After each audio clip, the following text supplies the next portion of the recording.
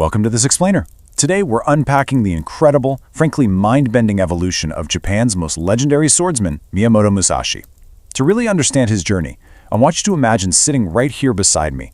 Imagine I'm his weary elderly apprentice, and we're huddled together in the damp, freezing isolation of the Ryungato cave. I've just unrolled my master's final scrolls, and well, I'm reflecting on the immense, often brutal cost of his true mastery. Here in the cold shadows of Ryungato cave, I read my master's final words, not of how to kill, but of how to truly live. You know, sitting here, the only sound is the quiet, rhythmic drip of water against the stone. It's incredibly peaceful, but as I read his words, my mind keeps getting pulled back to the deafening clash of steel, the blood of his past. He didn't leave behind a manual on how to kill. No, he left us a map on how to truly live. But to grasp the peace he finally found here in the dark, you first have to understand the absolute fire he was born into. Section 1. Born in the Sengoku Forge, a weapon forged in chaos. Let's look at the world that actually created him. My master was born in 1584, right smack in the middle of the Sengoku period, or the Warring States era. This was a chaotic, bloody time. Think of it as medieval Japan's version of an incredibly aggressive, highly lethal real estate market. He absolutely wasn't raised with gentle hugs, let me tell you. His father, Musashi, was a stern swordsman who essentially forged his son like a weapon. By the time he was just 13, a feral boy smelling of mud and smoke, he fought his very first duel. An arrogant traveling samurai named Arima Kihei completely underestimated him. Big mistake. My master crashed into him with pure, raw instinct and beat him to death with what was basically a glorified tree branch.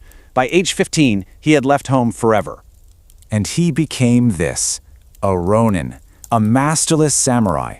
While the other samurai of the era desperately craved the safety of a lord's castle, my master?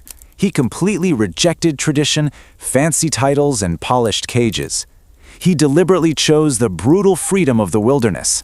He knew, deep down, that to truly master the sword, he couldn't be tied to anyone else's rules. The biting cold wind, the muddy roads, the endless grueling stream of challengers, that right there was his true dojo. Section 2. Master of Two Swords, the birth of Niten Ichiru. Out there in the wild, his survival instincts birthed something the samurai world had literally never seen before. It's a really stark contrast. You had the polished samurai who were absolutely obsessed with ceremony, rigid forms, and making sure their armor shined perfectly. And then you had my master. He was wild, unkempt, and entirely unpredictable. He realized pretty quickly that in a real chaotic fight, limiting yourself to just one sword was a rigid tradition that would probably get you killed. So, what did he do? He picked up two, a long sword and a short sword. Now at first, sure, he tripped over his own feet, dropped his weapons, but soon enough it evolved into Niten Ichiru. It became this devastating, flowing hurricane of steel born entirely out of a desperate primal need to survive. This raw survival instinct eventually led to the utter destruction of Kyoto's elite Yoshioka clan. Now these guys were an institution, but my master moved through them like a literal force of nature. Step 1, he challenged the head of the school, Seijiro, and publicly, brutally humiliated him. Step 2, Seijiro's enraged brother, Denshichiro, sought revenge. My master just crushed him in the dirt. Step 3, the now desperate clan abandoned all sense of honor and organized a massive ambush using dozens of men to protect the young Madashiro. But my master, well, he smelled the trap. He arrived early, annihilated Madashiro in a flash, and cut his way right through the stunned ambushers before they even knew what hit them. A sword can kill the body, but fear kills the soul. He was basically unstoppable because he understood this terrifying truth. His true weapon wasn't really his two blades, it was psychological warfare. By the time men actually crossed swords with him, he had already completely dismantled their spirits. He used unpredictable timing, this intense, piercing stare, and just sheer feral energy. He defeated them in their own minds long before the physical fight ever started. Section 3. The Weight of Empty Victory. The Duel at Genrijima. All of this relentless bloodshed was leading to one single pivotal moment. The moment he finally faced his absolute equal. Enter Sasaki Kojiro. Known throughout Japan as the Sword Saint, Kojiro was everything my master wasn't. Elegant, refined, wielding this massive sword known as the Drawing Pole, and famous for a lethal move called the Swallow Cut. The duel was set on the rocky shores of Genrijima. Kojiro arrives in pristine, gleaming armor. My master, well, he arrived late, deliberately late, just to throw Kojiro off balance. He looked like an absolute vagabond. And instead of a beautifully forged blade, he wielded a wooden boat oar that he had casually carved on the boat ride over. Seriously. Kojiro struck first, blindingly fast, but my master's carved oar came down with the force of a thunderbolt. One strike, just one, and Kojiro was dead. So, what is left to conquer when you have defeated everyone? My master stood over Kojiro's broken body on that sandy beach, and there was no cheering, just the sound of the ocean crashing, and a heavy, suffocating silence. He'd actually done it. He defeated the greatest rival he would ever know. And in that exact moment, a chilling question settled deep into his bones. When you've beaten everyone, what's next?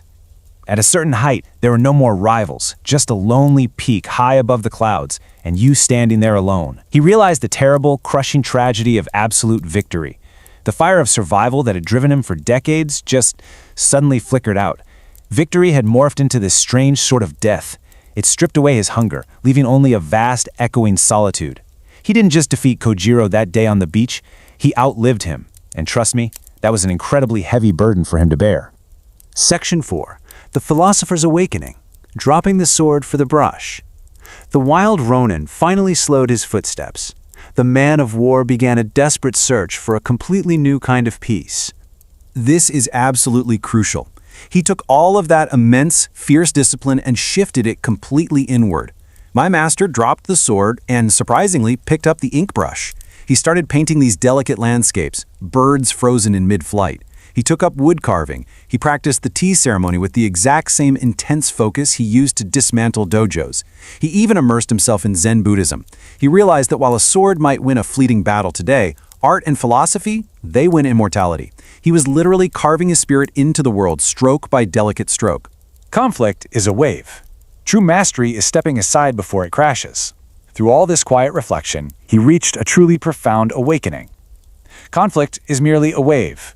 True mastery isn't about being strong enough to just stand there and let the wave smash into you. It's about having the wisdom to simply step aside before it crashes. He finally understood that the most perfect duel a warrior can ever fight is the one they never actually have to fight. Section 5. Memoirs from Ridingo Cave, The Final Teachings. Which brings us right back here, to the damp, dark stone of this cave, where I sit with his very last thoughts.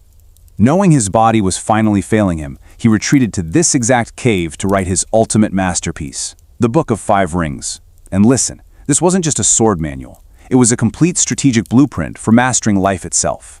Look at how elegantly he divided his wisdom. You have earth, representing your foundation, your grounding in reality. Water, your ability to flow and adapt around obstacles instead of just crashing headfirst into them. Fire, the precise timing of aggression and fierce action. Wind, understanding the perspectives and weaknesses of others to better know yourself. And finally, the void, the ultimate mastery, that pure, silent space between thought and action. When the end finally came, he faced his absolute last opponent, his own mortality, with the exact same graceful clarity he gave to all his duels. He didn't rage against it. He didn't cling desperately to life. He simply dressed in clean, simple garments. He sat cross-legged, perfectly still, with his swords sheathed quietly at his side. He closed his eyes, felt the pulse of the mountain, and passed into the void without a single ounce of fear or regret. He died exactly as he lived, undefeated yet completely at peace. True strength is not about defeating others. It is about mastering the only thing that truly... Sitting here in this cold cave, holding these ancient scrolls, I finally understand what my master really wanted to leave behind for us. He wasn't teaching us how to swing a sharp piece of steel, not really. He was teaching us how to conquer the chaos, the deep-seated fear, and the wild storms raging inside our own minds. So I'll leave you with this thought to carry with you today. When the storms of your own life inevitably rise up, are you merely fighting to survive the wave, or are you finally ready to master the water?